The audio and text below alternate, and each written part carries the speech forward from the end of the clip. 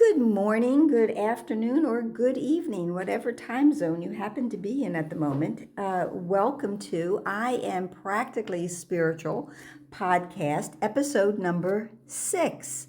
And I have some exciting news. Today's episode is sponsored by the Love Ladders, a collection of jewelry and small sculptural works where every piece shines as a reminder of love's true presence. We're also grateful for the support of the Forgiveness Piece, a sculpture project devoted to forgiveness. And we invite you to visit the websites, theloveladders.com and theforgivenesspiece.com to discover the many ways to express being practically spiritual. And be sure to enter the coupon code SPIRITUAL to receive a 25% discount. So that's very exciting for us. So when we completed, I didn't even introduce myself. I'm so excited to get into today's lessons. I am Janet Weissman, and I am here with Carlos Felipe, the practical student. Right, for our practical spiritual podcast. And does that make me the practical teacher? Of course. Oh, it okay. is. Well, okay. We'll do my best. Hence, here we are. Here we are.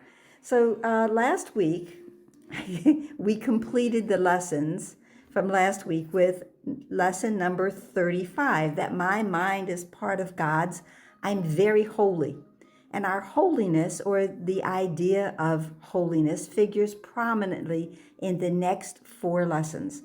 We're starting now to investigate the closeness that we share with our source. We're also beginning to clearly define the relationship that we actually have, even if we do not believe it right now, with God. Now, I realize that some actually find the word, or perhaps the concept of God, to be a trigger. And this is why I frequently substitute the word or words source or creator or celestial parent. And I personally particularly like that last one, because for me, it just feels like I truly have a personal relationship with deity. So the next 3 lessons, we're going to continue to not only define how close we are to that parent, but we enter the God is lessons. So we're coming very close to completing the first 50 workbook lessons. How do any of those sound to you, Felipe? Do you like God, source, creator, celestial parent? Do you have a preference? Depending on the day. Actually. Okay. Very honest. Yes. Okay. All right. So the first lesson we're reviewing is 36, that my holiness envelops everything I see. So this lesson follows that my mind is part of God. I am very holy. And it's so obviously everything that I look upon must share the qualities of my mind. And holy is the same as saying sinless or innocent. And like all characteristics of the eternal, they are without opposite. And therefore, our holiness means that we are forever sinless, not something that in this world that many people will accept or even believe. But remember, God shares this with us. So can we imagine God being sinful? Our holiness enwraps everything we perceive. And in the list of objects for the practicing for this lesson, they just slipped in, my holiness envelops that body. And it's a bit of a spoiler alert about how perceiving bodies will be changed as we progress through this course. The next lesson, 37, my holiness blesses the world. So we have a purpose and a function, and our holiness plays a major role in that.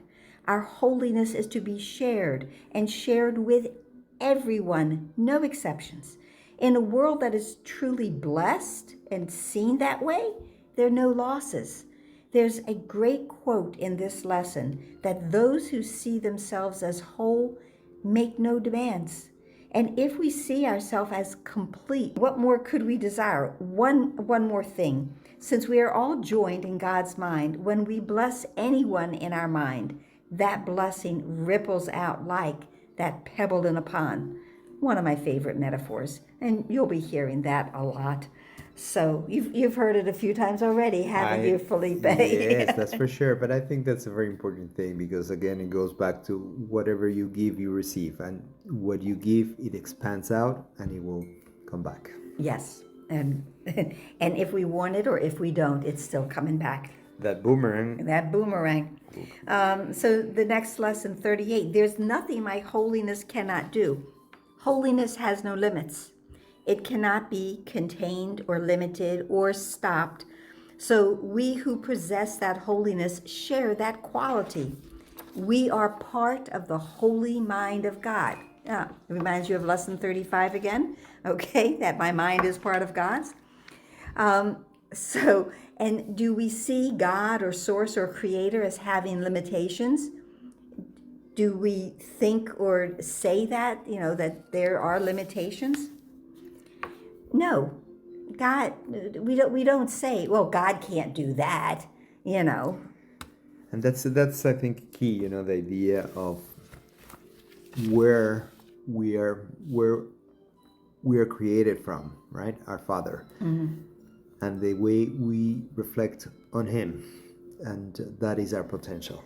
Yes. So everything that God creates is holy, and so that's why we are. And the exercises for this lesson involves thinking of any situation for yourself or another and identify it, and then say in that situation, there's nothing my holiness cannot do. Holiness heals, and it heals completely. Next we come to, because it heals completely, that my holiness is my salvation. And this lesson begins with the query that if guilt is hell, what is the opposite? Well, the answer is salvation. My salvation is healing for the whole world. Salvation is the end of all guilt. Another word for salvation can be forgiveness, and it can also be atonement, or we often pronounce it at-one-ment. I love that's so powerful. Salvation is the end of all guilt. Yeah. And so salvation, if, it seems like a vast term and you don't maybe quite understand it, salvation is like a balm that is placed on a wound to soothe it and to heal it. Like a salve. I don't know if that's an old term, but it's a balm. Like an ointment that we put on something to heal. Holiness or salvation, because they are one, answers every unloving, fearful thought in whatever form those thoughts may appear or whenever they appear.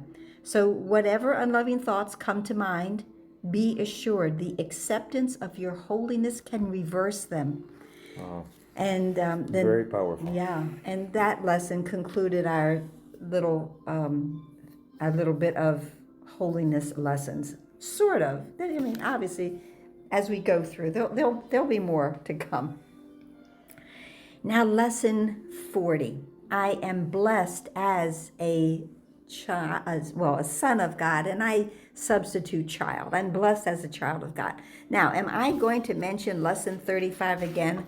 You betcha. That my mind is part of God's. I'm very holy. How could I not be blessed as a child of God if my mind is part of His? So because we have this connection, we must be blessed. And today we think about some of the gifts of being blessed. And for instance, we practice saying, I'm happy, peaceful, loving, and contented. Or I am calm, quiet, assured, and confident. We use this lesson and these exercises to remember that indeed we are entitled to these attributes because we share them with our source. Now, one thing you'll find out about me, if you don't know it already, I love weaving these lessons together. So that's why you're going to hear me go back to previous lessons and maybe sometimes even go forward. So, But I think it's very important because it also the way it builds up. If you can have been able to see some of the sequence, the not judgment and non-neutral thoughts, little by little, we are able to get stronger. Our spiritual muscle gets stronger little by little. yes. And I think I even mentioned our spiritual muscle in one of these explanations. So, lesson 41, big favorite. God goes with me wherever I go. I just love this lesson. This lesson begins by letting us know if we ever felt alone or abandoned, and most of us have at one time, that this idea that God goes with me wherever I go is going to reverse that thinking. So how could you not love that? So why, on a practical basis, because, practically spiritual here, do we ever feel alone or lost or helpless or abandoned? Well, from A Course in Miracles perspective, it's because of our belief in separation. Yes, it's initially our separation from Source, but it actually extends that we feel separate from everyone and everything. But here's the good news. That's not real. And, what's real has a capital R. And this belief in being able to be separate doesn't have a capital R. It's not a true belief. We possess all of the qualities that we need to overcome this belief. Now, here's an amazing quote from this lesson. Deep within you is everything that is perfect, ready to radiate through you and out into the world. I guess it's like the pebble in the pond there too. And that thought, this idea that what's within us, it will cure all sorrow and pain and fear and loss, because it will heal the mind that thought these things real and suffered from its allegiance, the mind's allegiance to them. Wow. You know how through time and through different spiritual paths, things that are real repeat themselves, right? And there's no proven spiritual path that will not invite you to look inside, because once we look inside, we'll discover this truth. Where do we come from? Where do we come from? Right. And this favorite lesson completes with the reassurance that we can laugh at fear thoughts because we have a constant celestial companion. And now the last lesson for this week that we are reviewing is God is my strength, vision is his gift. So we are beginning now. We had those lessons all about holiness. Now we're beginning a series of God is lessons. And our strength, our spiritual muscle, there you go. I knew I had it in here, comes from God's will for us. And we will succeed because the strength to accomplish the reversal of this thought system is God's will for us. We have a guarantee. There are very few, if any, things in this world, this egoic world, that come with any kind of a guarantee. The only thing the ego will guarantee is that it's planning and plotting our death. And to this point, let's get practical. That's what we are here for, right? Right. This is a reversal of this thought system.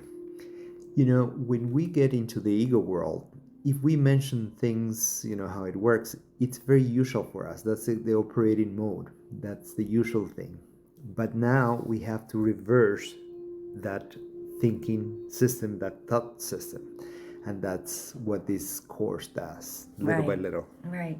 And now in each of the lessons, but we're not really delving into those, but there are instructions for practicing the lesson. This particular lesson and some of the other ones are leading us into a meditation, although it doesn't call it a meditation. In fact, the word meditation only appears 2 times in the course. Oh. But this lesson does tell us that we are studying a unified thought system, I love that. which contains everything that is given us, that is required to guarantee our happiness.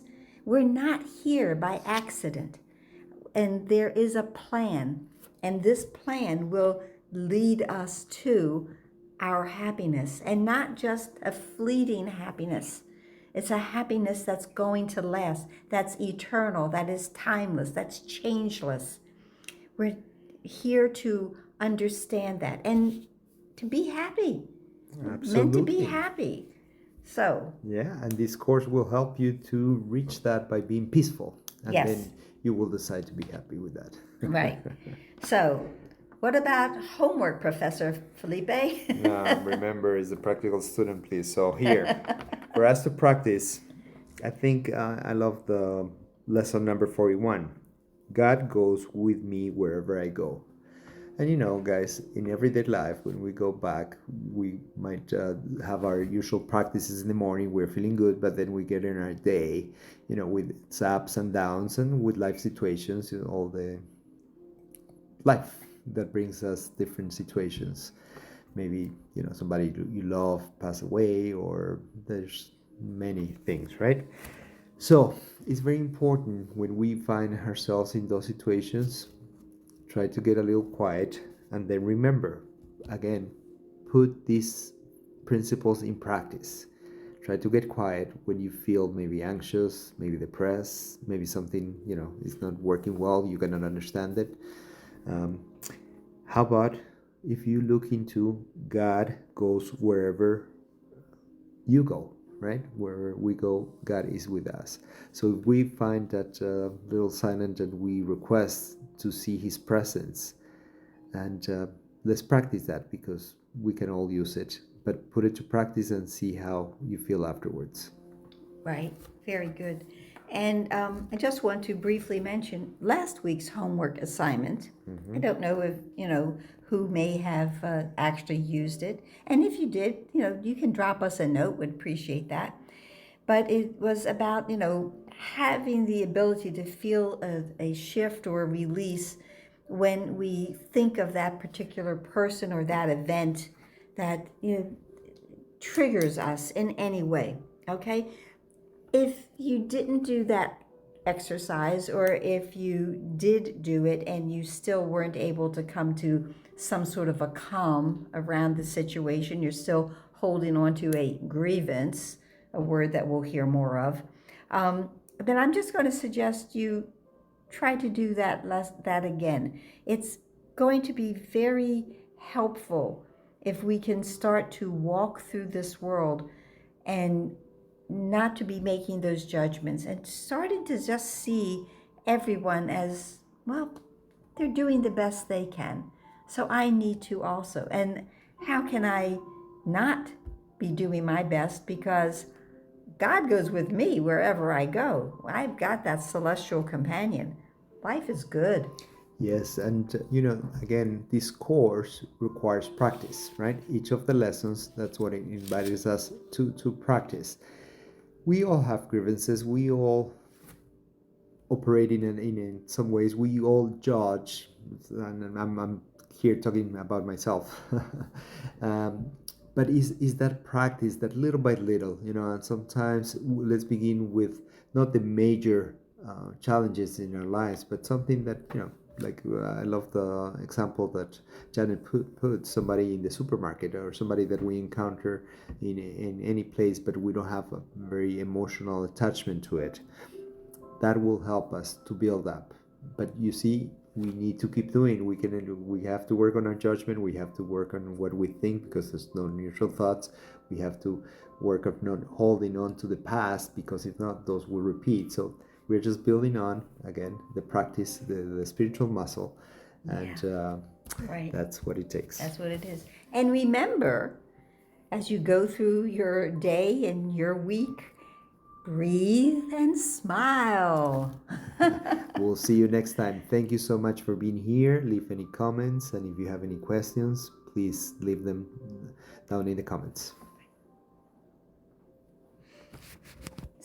So what's going to happen